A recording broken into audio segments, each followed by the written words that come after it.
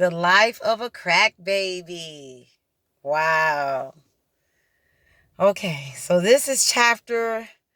I don't know what chapter this is going to be because I'm in the process of writing my book, but I'm going to give you guys a little bit of my story, okay? Because it's juicy. It's a little good, I think. Um, I'm going to start at the age of 5. We were getting ready to move to the west side of Detroit. And I was excited. Even though I had my own room where we were staying, I was going to have a backyard, and I was starting private school. It was going to be my first year. And I was excited. So I get to private school. I'm an all A-B student. I am in the top of my ballerina class. I was in class for a few years. My teacher was so excited about me because she wanted me to be in there. It's like you're in the Olympics, like when you're a prima ballerina, because you have to have a certain body type for one, and then you have to be trained from a baby, and then you have a chance to dance in Paris and Milan and just everywhere. And my teacher, even though I was a little baby, she would talk to me about my future in dancing and how great I was, and just she just made me feel so good. And she actually cried when I stopped taking dance class, because I was her star pupil. I can't even get it out. And she was just so excited about my future. But my father told me this, that uh, when the drugs came into the community, it was free at first. They gave the crack to the weed dealers so that they could give it out to the black men to get them strung out on it. So my father, he tried it with his weed, and he was soon strung out. So we had been living in a new house, I think for like close to a year.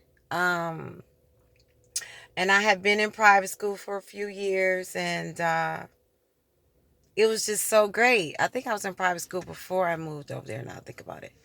But life was good. I had a best friend over there. Her mother was a Christian, and she owned a beauty salon, and my mother was corporate. She worked at Blue Cross Blue Shield, and my father worked at the Big Three. So you would think that my life was about to be awesome, and nothing could go wrong, right? So my father got strung out on drugs, and that took me out of private school because he was spending all his money on drugs, and which made my mother have to spend all her money on bills and making sure that we had a place to stay.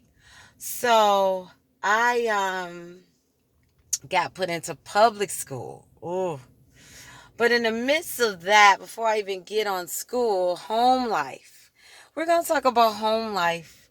Drug dealers out here who's so proud of making all this money, and you don't believe that you work for the devil, and you're going to go a special place because you have really heard a lot of lies by not having any moral standards. The law of the land is if you hurt others, you don't do it. That's the law of God. The law of God is balance and love, not hurting because you're going to get some money.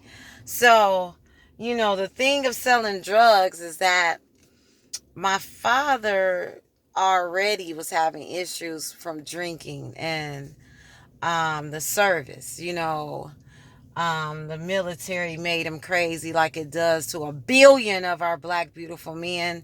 They send them off to come back home crazy, and the women, we have to be the grunt of that. And so you wonder why a lot of black women are messed up. It's because they're dealing with war victim men mindsets, and it's just a lot. And it takes a special woman to stay with those men because they're very violent, and you don't know what they're going to do, what they're capable of doing. And when my father was just drinking, he was already violent. towards my mother because he was having night terrors, and he didn't really know how to cope with things, and so he used liquor, and the liquor caused him to lash out very violently. I remember before we even moved on Granville, um, we were going somewhere and we came from McDonald's or some restaurant, and my father decided to have one of his violent outbursts, and food got thrown all around, and the car was like driving towards cars, oncoming cars. I mean, it was just so scary for me as a little 4-year old kid. And even though I was a baby, I had to remember things. I had to stay on point because of having a war victim father, alcoholic, and now this new drug that they threw on this black man to mess him up. I'm just saying. I don't know who did it, but somebody did some kind of conspiracy on the black man. So I didn't really know what to do. I used to find creative ways to hide in the house. And that was like my focus in the morning. Like, where am I hide when my dad starts to nut up and act crazy? And then the side part was I would be torn at the age of 5 on should I leave out of my hiding place to go help my mother, because after he beats her unconscious and she's bleeding on the floor, he would call me to come get my mother and help her. So a lot of times I would go help her. Um, it was really weird. Ever since I've been born, I didn't have fear because I remember who I am. I am a God. And this place just never scared me. I was more scared for my mother when I was a kid, and I would hide because I didn't want my dad to talk to me in that state. But he would never hurt me in that state for some reason. He would only ask me to come get her. And when he would talk to me and corner me in my room before he go upstairs to beat her, he would be talking to me like he's trying to be a father, which was crazy. And like I didn't know he was high. And sometimes he would get irritated by the looks I was giving him. But I was just so disappointed in my parents, and I really wanted to run away from home at the age of 6. And I think the only thing I regret is not doing that. I should have did that at the age of 6. I should have left home, and I think my life would have been a lot better. But I just kept holding on, holding on. I just left when my dad died. I just broke that away. So it like just put my whole life on hold, trying to take care of very sick mental drug addict parents. And so when we moved in this house and my heaven got taken away, because I love private school.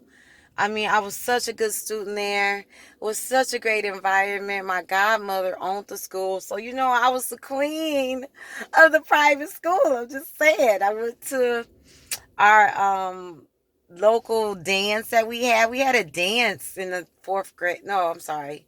I was 3 or 4. She had some kind of dance, and I went in the rows. Okay, I remember that. It was beautiful. Everybody was looking like she showed up in a daddy-daughter dance in a rows. Yeah, that's how I do. So I went from my dad playing tennis, want me to be Serena, and private schools to just a living fucking hell, okay? My dad, when he got on crack, oh, he was beating my mother all the time. Now, it wasn't once in a while. It was just all the freaking time. And he would beat her for hours, like all night long. I don't even know how she could handle getting beat like that. I mean, being beat for 8 and 9 hours straight, and then in the morning he would sleep all day, and she would be washing blood off the walls, and constantly fixing her black eyes. And I'm sitting there looking at that, and my dad would come in the room and give me money.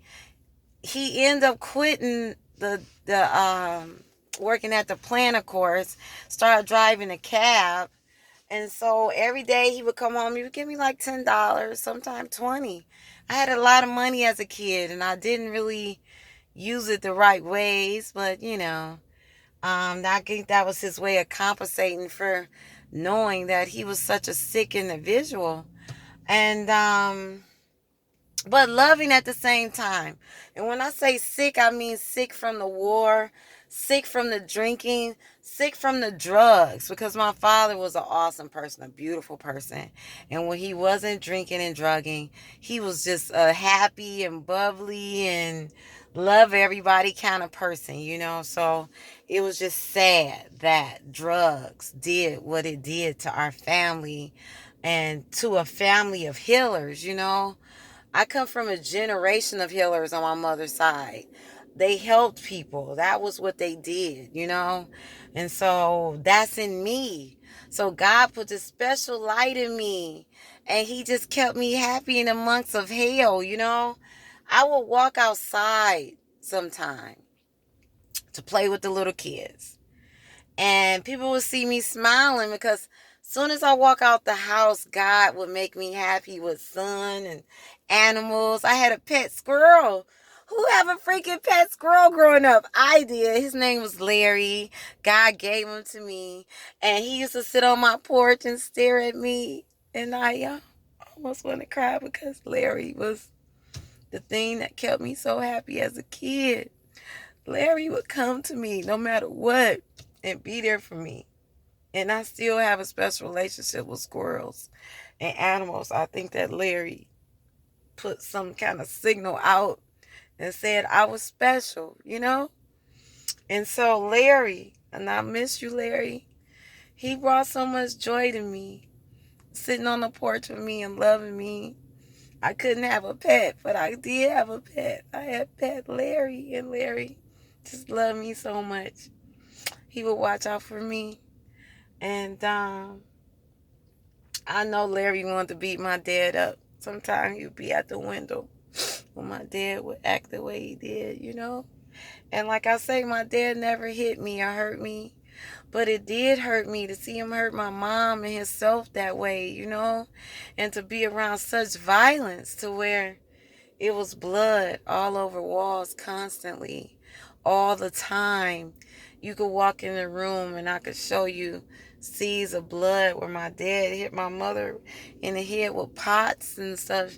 She had like tons of stitches in her head. Like my mother, mine eventually went out because of all the beatings. But God gave me joy so much. And so when I would walk outside, I don't know, even now, no matter what's going on, God put so much love in my heart and nobody actually know that I walked out the door. My mother was laying on the floor bleeding or unconscious or in the bed bleeding from her vagina because I don't know what dad used to do to her. I have seen him beat her and rape her. So the intellect of a war victim and a drug addict combined is just really I can't even get it out, synthetic. It's just terrible. I can't even get the word out. So I said I was going to start telling this story, and I guess this is not really a story, this one. This was just kind of like a overview of what you have coming. I'm going to actually sit and think about days that I can break down how it worked, because I feel that I've learned survival techniques from growing up this way. I've been kidnapped twice, and the universe taught me that fear does not um, feed into fear. Like when those things happen, I didn't get fear. My dad, in his own way, made me so strong. That can't nothing get me. I mean, I'm just saying. So now that I'm on this humanitarian journey and people are coming to help me and rally with me and know my passion and know that I have been being held back by the devil, but now my father has been released from the devil. and he's in heaven now, and the devil is where he should be in hell, and now I can come out and I can do what I need to do. And that's the devil took my baby from me, because that's how scared the devil is of me. He can't touch me. And guess what? He not touching nothing else around me, because I'm putting that white light around it. So when I tell you that God has prepared me to be a soldier, I am. Fear nothing but myself. Do you understand? Because I grew up in hell. And when I walked out the door, I created heaven. And so that's what I'm here to do. Show you how to create heaven inside of hell. No matter what you're doing, children, no matter what kind of parents you have, you are awesome. You are great. You are pure. And don't feed into your environment. Don't let the devil win. Know that your heart is pure, and let that lead you to the righteous place. And if that keeps your legs closed, and for some reason you're lonely, that's okay. Because when that real God comes to you, that real king comes to you, he's going to be patient and ready. So know that Reign of Love is coming. More stories are here, and my next story will be more focused. But maybe I just needed to let you know where I'm coming from, so you'll be ready to hear where I'm at. This is Reign of Love saying, do you, be you, and know that you are not where you come from. You are where you are. You are your soul. You are your being. Let that radiate out. Pick the righteous things to be. You choose the ratchet. No, choose the right. That's what I'm working on. Trying to be more focused in the white lights.